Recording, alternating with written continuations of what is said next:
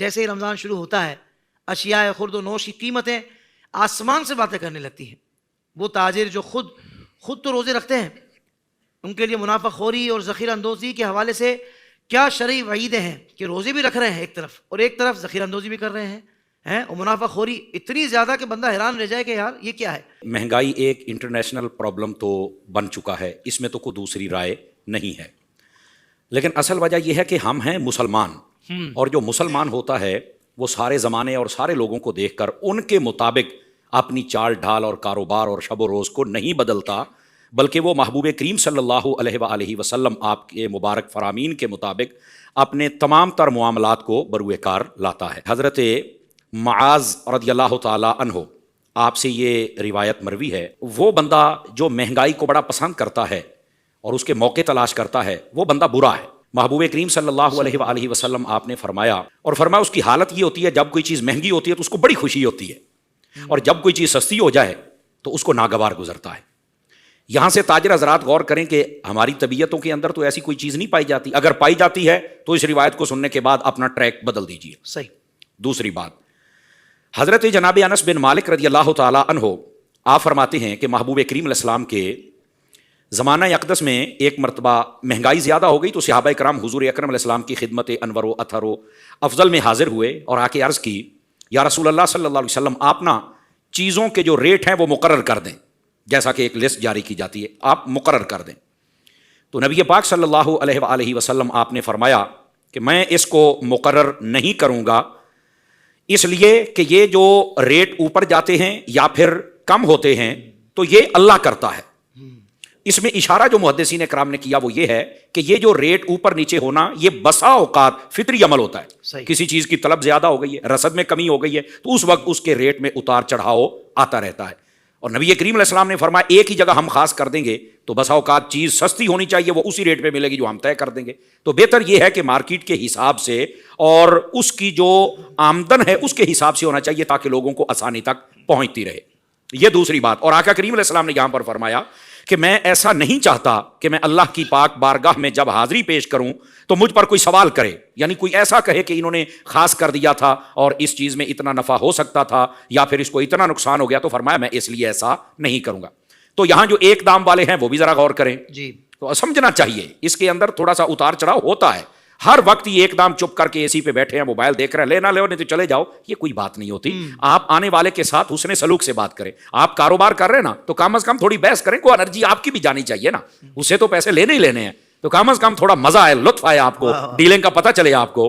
تو یہ انداز ہونا چاہیے. یہ دوسری بات ہے کہ محبوب کریم صلی اللہ علیہ وسلم نے اس مہنگائی کے بارے میں یہ فرمایا کہ اگر ایسی صورت ہو تو یہ بڑھتی اور کم ہوتی رہتی ہے. تیسری روایت، علماء کی زبان میں اور فقہ کی بولی کے اندر اس کو احتکار کہتے ہیں. احتکار کا مطلب یہ ہوتا ہے کہ غلے کو سٹور کر لینا، جن پر وہ چیزیں بالخصوص جن پر انسانی زندگی کا انحصار ہوتا ہے، اور بعد میں جب مہنگا ہو جائے اور وہ انتظار کرنا کہ جب مارکیٹ سے خریدا پھر مہنگے داموں اور اپنی مرضی کے ریٹ لگا کے بیچنا، یہ احتکار ہے. اور اس کے بارے میں نبی پاک صلی اللہ علیہ وسلم نے منع فرمایا ہے. اور اس پر جو وعید ہے وہ بھی سنیے گا. نبی کریم صلی اللہ علیہ وسلم نے ارشاد فرمایا جو 40 دن تک غلہ روکے رکھے، یہاں لفظ غلہ یہ ذہن میں رکھنا ہے، 40 دن تک جو روکے رکھے، فرمایا اللہ اسے بری ہوا اور وہ اللہ کے ذمہ کرم سے بری ہو گیا. اللہ، اس کی کوئی حاجت نہیں. بلکہ یہاں تک محبوب کریم صلی اللہ علیہ وآلہ وسلم آپ کی ایک روایت ہے، حضرت ابو حامہ اس کو بیان کرتے ہیں، فرمایا جو 40 دن تک غلے کو روکے رکھتا ہے، فرمایا اگر اس کے بعد وہ اپنا مال بیچے اور پورے مال کو صدقہ کر دے یا سارا سال صدقہ کرتا رہے تو فرمایا کہ وہ جو گناہ ہے اس کا کفارہ کبھی نہیں ہو سکتا جو یہ کر بیٹھا ہے. تو اس واسطے لوگوں کو سوچنا چاہیے کہ آپ لوگوں پر کھانے پینے کی اشیاء کی تنگی نہیں کر سکتے. تو اس لیے امت مصطفیٰ صلی اللہ علیہ وسلم پر مہربانی فرمائیے. بلکہ روایات کے اندر یہ موجود ہے کہ آقا کریم علیہ السلام نے فرمایا جو احتکار کرے اللہ تعالیٰ اسے جذام اور افلاس میں مبتلا کرے.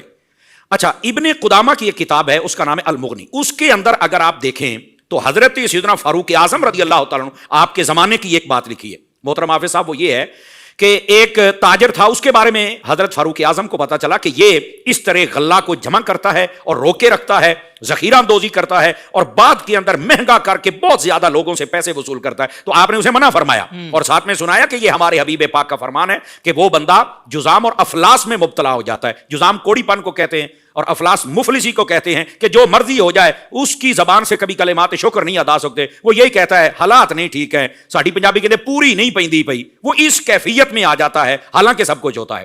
تو جب حضرت فاروق اعظم نے اس کو روکا تو وہ باز نہ آیا, تو حضرت فاروق اعظم کے روکنے کے بعد جب باز نہیں آیا تو اللہ نے اس کو کوڑھی کے مرض میں مبتلا کر دیا, تو وہ جذام میں مبتلا ہو گیا.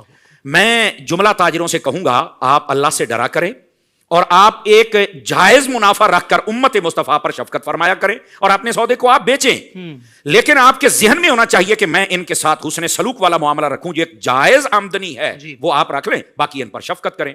اور اگر آپ کہیں گے کہ نہیں میں نے بس اوقات بڑی چلاکی کے ساتھ بیچ دیا جاتا ہے نا, تو پھر یہ حدیث اپنے ذہن میں رکھیں. اگر آپ ایسا کرتے ہیں, ایک تو ہے کہ چیز کو مہنگا بیچنا, اس میں بھی شفقت اور نرمی ہونی چاہیے, اور ایک ہے کہ ذخیرہ اندوزی کر کے مہنگا کر کے بیچنا. تو جو ایسا کرتے ہیں نا وہ کہتے ہیں ہمارے بڑے بڑے اسٹور ہیں, بڑے بڑے ہمارے جناب ویئر ہاؤس بنے ہوئے ہیں, کوئی مسئلہ نہیں ہے, لیکن آپ دیکھیں آپ کے گھر میں بیمار کتنے ہیں, آپ کا پیسہ کہاں کہاں جا رہا ہے, آپ دیکھیں ہر روز آپ کو کتنی مشکلات آتی ہیں. آپ دیکھیں کہ آپ روٹی بھی کھا سکتے ہیں یا ڈاکٹر نے کہا ہے کہ ایک حد تک کھائیں, باقی اتنا پیسہ ہے تو آپ کھل کے کھا بھی نہیں سکتے. تو یہ سوچئے گا ضرور, اگر ایسی بات ہو تو اپنے اندر سے اس کو نکال دیجئے گا. کیا مسلمان ہمیں یہ نہیں سوچنا چاہیے کہ جتنے اوور حال پوری دنیا کے اندر اگر آپ دیکھیں تو جس مذہب کا جو تہوار آتا ہے اس کے اندر تو وہ ڈسکاؤنٹ لگا دیتے ہیں, بڑی بڑی آفریں کر دیتے ہیں کہ جناب آپ ہمارے تہواروں کے دن ہے اور ہم 50%, 70, 80 بلکہ کئی تو اس سے بھی آگے چلے جاتے ہیں. کیا ہو گیا ہے مسلمانوں کو کہ ہم حضور کے ماننے والے ہیں اور اتنا بڑا تہوار ہمارا آ جائے کہ جس میں نیکیاں کمانی ہیں, اس نیکیوں کمانے والے مہینے میں کہ جب شیطان بھی بندھا ہوا ہے, آپ کے لیے آسانی بھی بہت زیادہ ہے, آپ پھر اتنی مہنگائی کرتے ہیں. اور یہ گلا کاٹنے کے مترادف نہیں ہے کیا؟ ہم صرف آپ کی توجہ دلانا چاہتے ہیں, آپ ذرا مہربانی فرمائیں اور اس بات کو سمجھیں کہ کیا دنیا ہم سے سبق سیکھے گی کہ وہ اپنے تہواروں پر اتنا ڈسکاؤنٹ دیتے ہیں, اتنا قوم کو قریب کرتے ہیں, ہم اپنی قوم کے لیے کیا دے رہے ہیں. تو ہمیں یہ بات بہرحال سوچنا ضرور چاہیے.